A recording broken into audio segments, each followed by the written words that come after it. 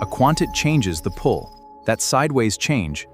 This beautiful motion causes the entire axis to move around a precession. Gravity pulls downward, but it creates a torque about the pivot. Torque doesn't pull the angular momentum vector down. Instead, it changes its direction a tiny bit at every instant. The precession speed comes from balancing torque with angular momentum. Gravity provides the torque, while the spinning divided by L.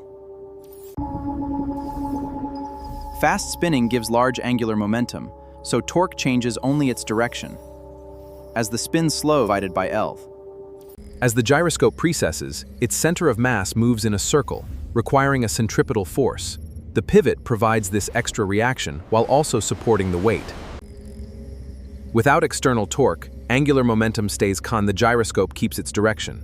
With gravity, torque continually redirects that momentum, creating precession. Here's a derivation.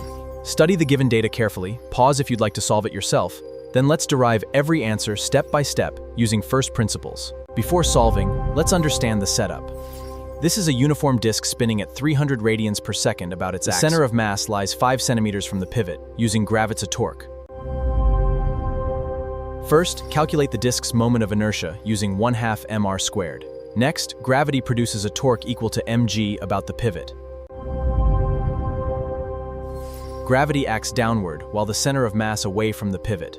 Their cross product creates a torque whose direction follows the right-hand rule. As the spin speed decreases because omega is inversely proportional to spin speed, the angular momentum becomes smaller, so gravity changes it. As the center of mass moves in a circle, the support must provide the required force. The reaction force therefore supports the weight precession. Every great engineer understands the principles, not just the formulas. If this animation the concept clearer, let me know in the comments. Subscribe for more first pronunciations. See you in the next concept.